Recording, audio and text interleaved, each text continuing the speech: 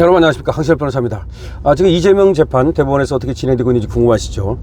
24일날 22일에 이어서 24일날 심리를 하지 않았습니까? 그런데 24일날 심리를 끝내면서도 다음 기일을 정하지를 않았습니다. 이거를 두고 여러 가지 해석이 나옵니다. 다음 기일을 정하지 않은 것은 이미 심리가 끝났다는 것이다. 다시 말해서 선고만 남겨두고 있다는 뜻이 아니냐 라는 얘기가 있는가 하면, 한두 번 이제 심리를 해놓고 나서 각 대법관들이 각자 알아서 이제 기록을 읽고, 그리고 또 이제 재판 준비를 할 수 있도록 시간을 주는 거 아니냐라는 얘기도 나옵니다. 둘 다 가능한 얘기입니다. 여기에 대해서 각각이 서로 다른 얘기를 하는데요. 지금 한쪽에서는 빨리 선고를 해서 민주당으로 하여금 후보를 교체할 수 있는 기회라도 주려고 하는 게 아니냐. 5월 11일까지가 마지막 등록 기한이거든요. 각 당에서 대선 후보를 갖다가 선관위에 등록하는 마지막 기일이 5월 11일입니다. 그런데 사실은 지금 연휴가 있기 때문에 5월 3일 정도까지는 이 선거가 나와야만 거기에 따라서 각 당이 후보를 등록한다, 이런 얘기가 있어서 5월 3일설이 나온 겁니다. 하지만 5월 3일설이 시간이 또 너무 촉박하지 않느냐라는 얘기가 있습니다. 그렇지만 또 한쪽에서는 대법원이기 때문에 뭐 재판 기일을 여는 것도 아니고, 결국은 1심과 2심에서 올라온 기록을 가지고 1심 판결이 옳은가 2심 판결이 옳은가 정도를 판단하는 것은 얼마든지 가능하다라는 얘기가 나오고 있습니다. 여기 대해서 말이죠. 지금 김문수 캠프에 있는 김재원 친박이죠. 여기는 지금 후보 교체라도 할 수 있는 시간을 주기 위해서 빠르게 서두르고 있다는 얘기를 했습니다. 그 다음에 정성호라고 있죠. 정성호는 여기는 이제 이재명의 최측근으로 알려진 사람이죠. 이 사람은 어떻게 얘기를 했냐면, 당선되면 이가 당선되면 재판을 하지 못하기 때문에 그 전에 털고 가려는 것이 아니냐, 이런 얘기를 하고 있고요. 윤건영이라고 있습니다. 여기는 문재인의 측근으로 알려져 있죠. 시간이 촉박해서 대선 이전에는 결론을 내리지 못할 것이다, 이렇게 얘기를 하고 있습니다.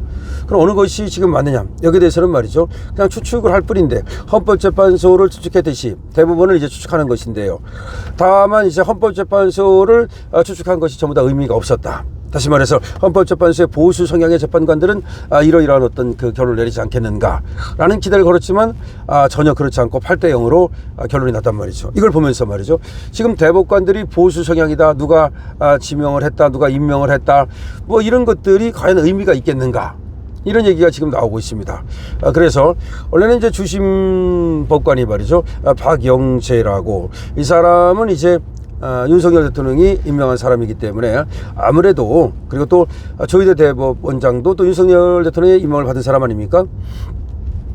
그래서 아무래도 지금 이재명한테는 그렇게 유리한 결론을 낼지 않을 것이다.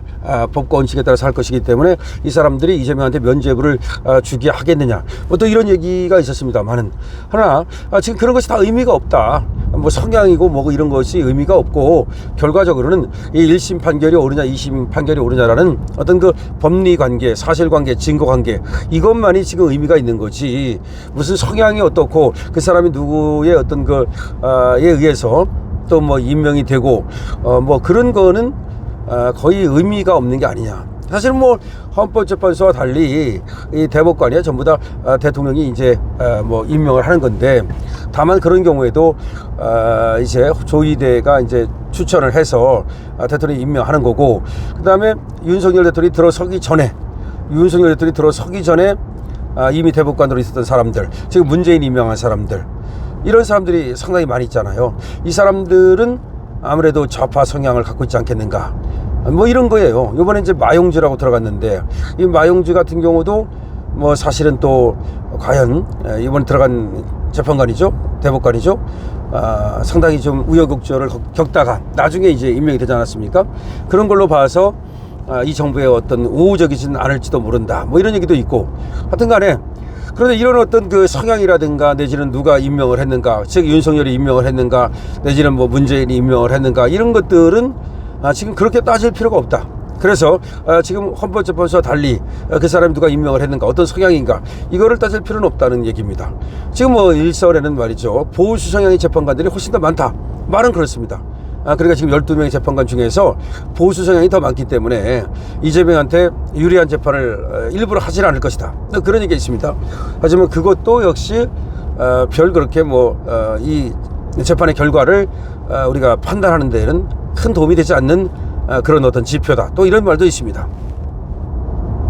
자, 이런 가운데 말이죠. 지금 아까 말씀드렸듯이 24일 날 심리를 열고 나서 그 다음 기일을 정하지 않았단 말이죠. 그게 무슨 의미냐? 이미 심리가 끝났기 때문에 더 이상 기일을 열 필요가 없었던 것이냐? 아니면 이게 뭐 금방 끝날 수 있는 것이 아니기 때문에 두 번 해보고 나서 조금 여유를 갖고서 이제 하려고 다음 기일을 정하지 않은 것이냐? 여기에 대해서는 상당히 이건 의미가 있습니다. 만약에 정말로 두 번 해보고 나서 뭐 지금 또 형사 심층 연구관들이 또 10명이나 붙어 있지 않습니까? 그러고 나서 어느 정도 뭐 이제 윤곽이 잡히고 때문에 심리기일을 촉박하게 다시 열지 않아도 선고를 하는데 문제가 없다고 봐가지고서 그렇게 했을 가능성은 있다고 봐야 됩니다.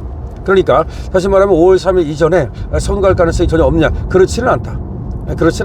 2020년에 그때 이제 대법원에 올라갔을 때 공직선거법 사건 이재명, 그때는 한 달 만에 사실 선고를 했거든요. 그렇기 때문에 뭐 대법원에서는 한 달 만에 선고한다는 것이 전혀 이상할 것이 없는 거고요. 때문에 5월 안에 선고가 되는 것은 저는 확실하다고 봅니다. 5월 안에 선거가 되는 것은 확실하다. 근데 문제는 이 민주당이 말이죠, 이재명이 등록을 해놓고 나서 그때 5월 12일부터 그러니까 6월 3일 사이에 그때 이제 선거가 됐을 때는 만약 이재명이 유죄가 되면 민주당은 지금 후보가 없어지는 상황이 발생하거든요.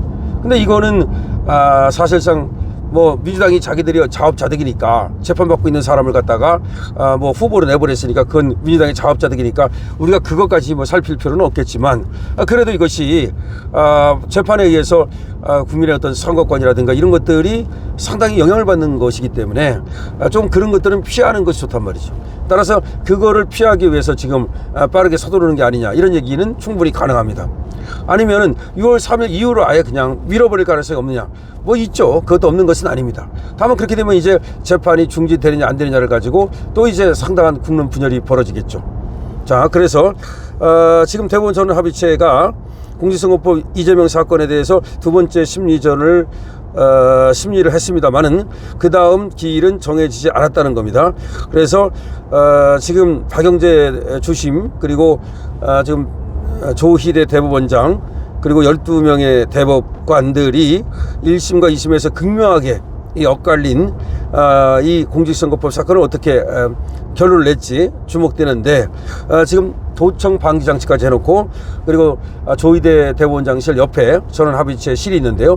거기에 또 아주 극비리에서 심리가 벌어지고 있다. 그리고 형사 심층 재판관들이 있긴 하지만 그 사람들 이제 대법관의 지시라든가 내지는 요청에 의해서 자료 같은 거 또 뭐 지시한 거 이것들을 맡아서 하는 것이지 사실상 전원합의체 이 심리에 들어가거나 내지는 그 관여하거나 일체 알 수 없는 그런 지경이다 이런 얘기입니다. 그래서 헌재가 사실상 굉장히 비밀리에 심리를 했듯이 대법원 역시 그렇다는 거죠. 그럼 이제 이 전망에 대해서 말이죠. 과연 살생부를 줄 거냐 아니면 면죄부를 줄 거냐 이것이 가장 지금 뭐 궁금한 거 아니겠습니까? 결국 대법원이 면죄부를 줄 거냐 살생부를 줄 거냐 그리고 이걸 갖다가 지금 정치에 영향을 받을 거냐 안 받을 거냐 지금 이재명이라고 하는 어떤 지금 제1당의 유력한 대선 후보 여기에 대해서 법대로 판결을 할 수 있을 거냐 아니면 회피할 거냐 다시 말하면 법대로 판결을 하지 못하고 뒤로 미루는 식으로 좀 그렇게 할 거냐 아니면 유죄가 나온다 하더라도 하여튼 법과 원칙에 따라서 바로 판결할 거냐. 근데 대법원은 말이죠 우리가 알아야 될 것은 헌법재판소는 좀 다릅니다. 헌법재판소는 기본적으로 정치적인 성격을 가져요. 그래서 거기는 말이죠 3명은 이제 국회에서 그리고 또 3명은 대법원장이 또 3명은 대통령이 이렇게 돼 있고 상당히 정치적인 색채가 분명합니다. 그런데 대법원은 원래가 정치적인 색채에 따라서 하는 게 아니에요. 무슨 국회에서 3명을 갖다가 뭐 저를 추천하는 것도 아니고 그런 게 아니란 말이죠. 그래서 대법원장이 이제 추천하고 대통령이 임명하는 거기 때문에 이것이 물론 문재인 때 된 사람은 좌파 경향이 강할 것이고 윤 대통령이 지명한 뭐 박영재 같은 경우라든지 또 대법원장으로 임명한 뭐 조희대 같은 경우는 아무래도 보수 성향이 좀 강하다. 그 차이만 있는 거지. 결국 정치적인 색깔에 따라서 재판을 하는 그런 것은 아니다. 그래서 결과적으로는 대법원은 헌법재판소와 같지는 않을 것이다. 이렇게 봅니다. 그래서 대법원장이 이제 추천을 하고 이런 기대를 해보는 겁니다. 그래서 면죄부라든지 사생부를 정해놓고 지금 재판하는 것은 아니다.